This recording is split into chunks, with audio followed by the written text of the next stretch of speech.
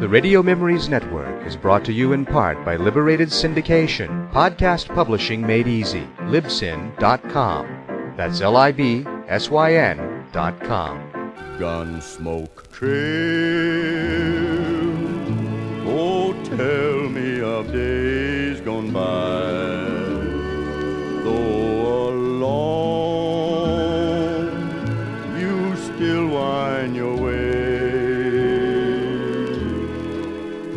All the ghostly horsemen riding as they speed the eastern mail. It's up to you to see them through Gunsmoke Trail. Gunsmoke Trail.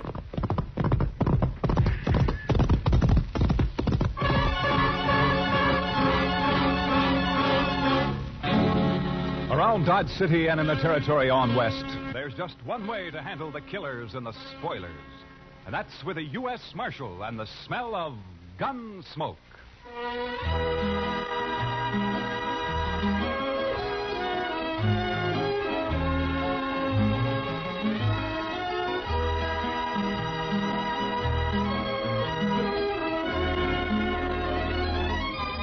Gunsmoke, starring William Conrad.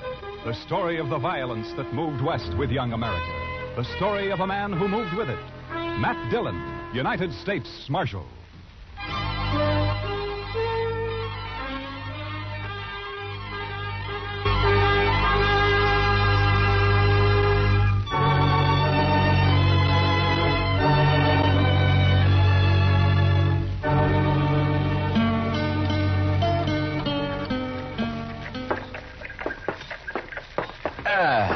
You know, Chester, a morning like this makes a man glad to be alive. Oh, it's a fine one, all right, Mr. Dillon. Yeah. A little nippy, maybe, but just fine. Indian summer hanging on and winter holding off.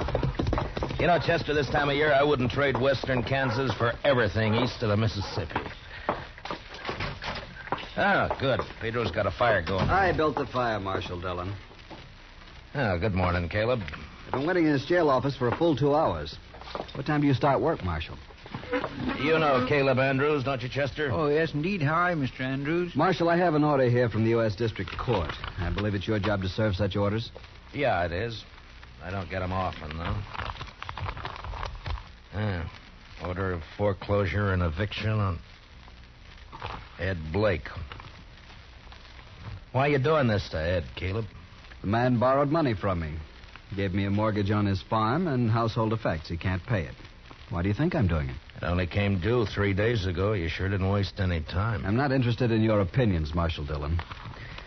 Yeah, amount of the mortgage. $420. What do you need with $420? You own half of Ford County now. Marshal, it's not your place. You know as well as I do why Ed Blake can't pay this off. His horse rolled on him last spring and broke his leg. And his wife and kid nearly broke their backs trying to get a crop out. I didn't come here to listen If to you your... let this ride on through the winter, you'll get your money out of it. If you go ahead and foreclose now, you'll wipe him out. Marshal, I already have foreclosed. You'd break a man for $420 you don't even need, huh? As I said, your opinions don't interest me. All I expect from you is to serve these papers. All right, I'll serve him. You'll notice they're to be served today. I said I'd serve him. Now get out. What? This office belongs to the United States government, and as far as I know, that's one thing you got no mortgage on, so get out. You may find I have some influence in Washington, Marshal Dillon. Then see if you can get me a decent salary for this rotten job of mine.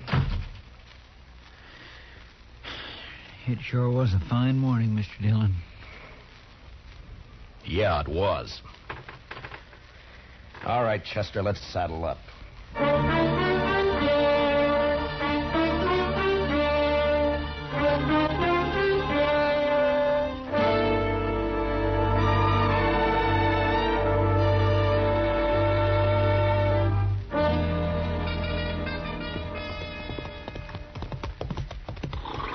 This is one job I purely wish we didn't have to do, Mr. Dillon. Yeah. My, this sure is a nice farm. Ed and Martha have put in a lot of work here the last 4 years. We don't have any choice, Chester. Yes, sir, I know. It's a downright shame, though. Hey, Marshal! Oh, but... Well, hi, Jimmy. Look at here what I got, Marshal. Well, looks to me like a mighty dead coyote. Sure, that's what it is. He's been killing my chickens, so last night I hid out behind the barn. Yeah? I got him with one shot, Mr. Dillon, and there wasn't even a full moon. Well, that's fine, Jimmy. Matt Dillon, how are you? Good morning, Martha. And Chester, too. Miss Blake? Well, I'm glad to see you. Get down, come on in. Thank you. Jimmy, now that you showed that thing to Mr. Dillon, take it away somewhere. All right, Mom. He sure is a big one, ain't he, Mr. Dillon? Yeah, about the biggest I ever saw, Jimmy. He's real proud of those chickens of his. He's done fine with them. Well, here I am, though, keeping you standing out here in the yard. Come on, let's go inside. Well, we really can't stay, Martha. Oh, nonsense. You don't get out here once in a coon's age. Yeah, I know, but you And see... you're just in time. Your favorite dish, Matt. I was about to take it out of the oven when you rode up. Cornbread. Buttermilk cornbread, huh? That's right. Ed's not here, but you will stay, won't you? Well, Martha, I'd like to, but, well, we just can't, that's all. The thing is that, you say Ed's away? Yes, he's in town. Matt, you're not yourself. What is it? Well, I suppose I ought to talk to Ed about this, but maybe it'll be better if he hears it from you. Here's what? Martha, I got a court order here. It has to do with that mortgage of Caleb Andrews. It's a order of foreclosure and eviction and sale. No. Oh, no. Here it is. We were so sure he'd extend it. He knows what happened, why we couldn't pay it. We were sure he'd extend it. Well, he won't. I talked to him. Matt, how long before we have to get out? 5 days. So soon. You were right, Matt. It is better that Ed hears it from me. Coming on top of everything else, it'll... Well, I can't let it break him. I just can't let it break him. Martha, if there's anything I can do, you let me know, huh? Matt, I don't blame you for this. I understand. Well, come on in now and have some cornbread with us. Well, I couldn't. I'm sorry. Thank you anyway, Martha, but I just couldn't.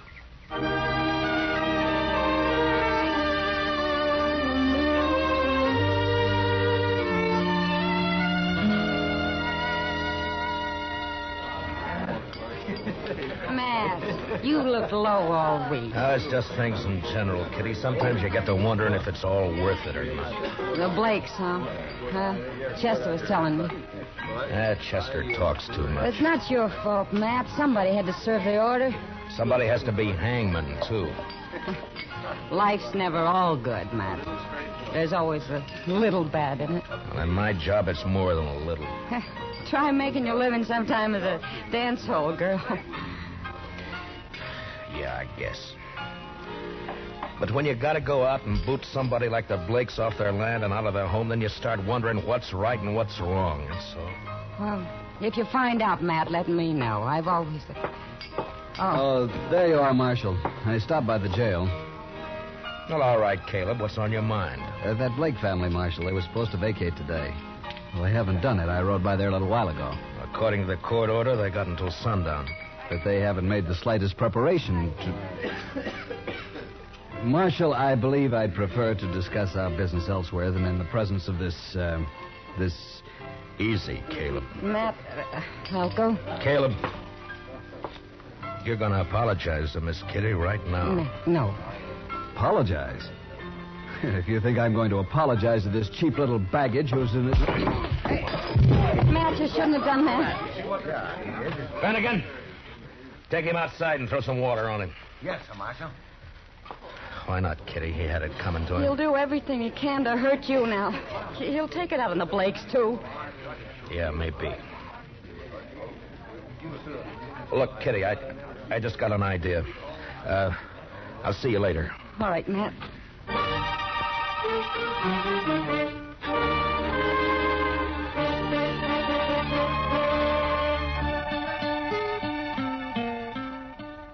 But, Matt, the mere fact a man runs a bank doesn't always mean he's got a free hand in everything he does.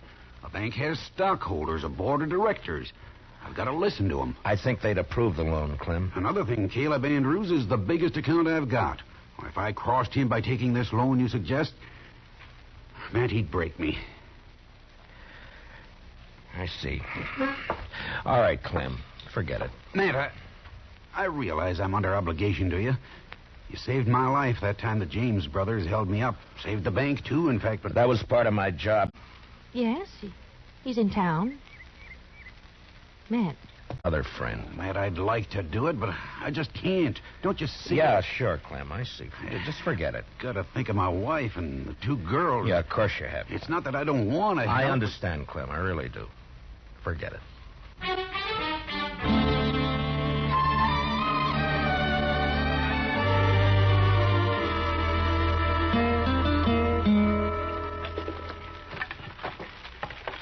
There. That ought to hold it a while.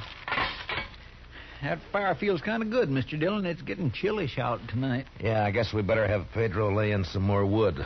Yes, sir. When winter sets in, it always makes you feel good to know you got a warm place to hole up. Be mighty rough not to have a... not to... Yeah, I was thinking of the same thing, Chester. You suppose they vacated this afternoon? I don't know. We'll ride out there in the morning and find out. Sure is a shame. It's just too bad that... Come in. Can we bother you, Matt? Ed! Well, come in, Martha. Well, hiya, Jimmy. Come on up to the stove, folks. Come on. Matt, the fact is that we kind of like to impose on you for tonight. We haven't got any place to go, no money. Wondered if we could sleep in the jail tonight. Oh, sure, Ed. Chester, would you get a fire going back there? All right, Mr. Dillon. And dig up some blankets out of the storeroom, huh? Yes, sir. Want to come help me, Jimmy? Jimmy? Now, you go along with Chester now, boy. Go on. All right. He doesn't understand all this, Matt.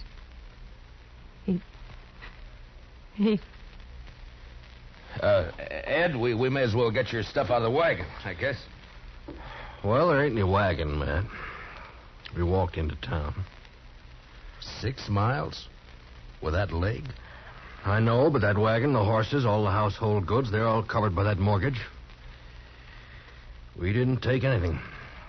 Except the clothes on our backs. Oh, so help me, Ed. So help me if I could... It's all right, Matt. We know how you feel. But after all, we started with nothing before. We can do it again. But there's no reason you should have to. We do have to, though. And that's that. Ed and I can accept it. We're not bitter any longer.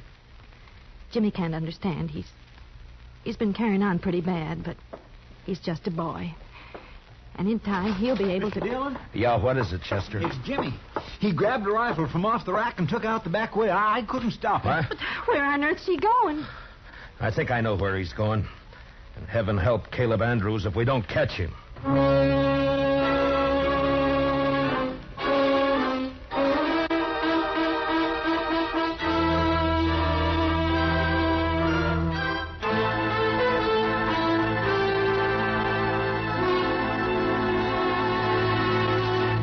We will return for the second act of Gunsmoke in just a moment. But first, that widely traveled man of music, Mr. Vaughn Monroe, will land in Pottstown, Pennsylvania this Saturday night. The Moon Maids, the Moon Men, and the Monroe Ensemble will be on hand to enliven the session. Remember, tomorrow night and every Saturday evening, it's Vaughn Monroe and his musical caravan on most of these same CBS radio stations. Now, the second act of Gunsmoke.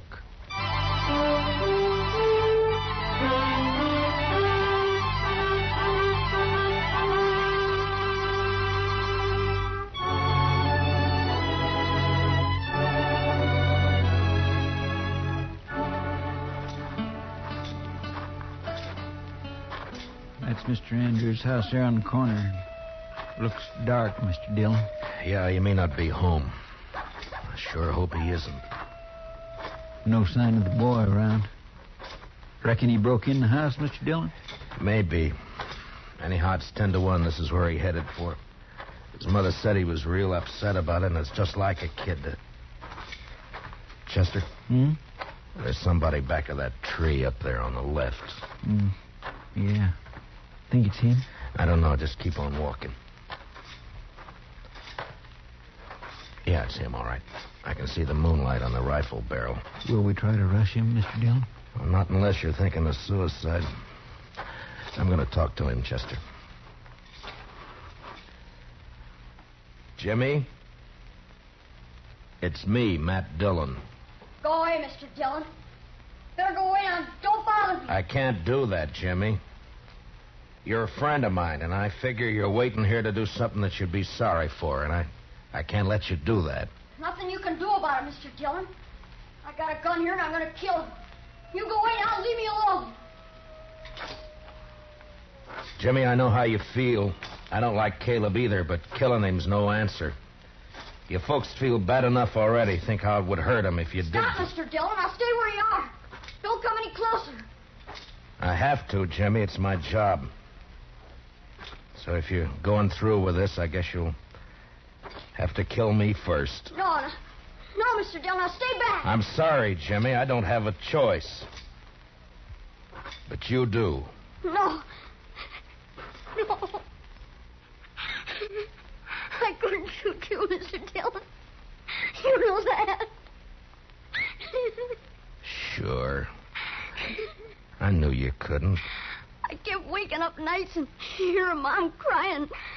Dad would sit up all night without the lamp lit, no fire, not saying anything, just sitting. Easy now, Jimmy. Why is he doing it to us, Mr. Dillon? Jimmy, listen to me. Will you do something for a friend? Yeah. If you say so. All right. Then take that rifle.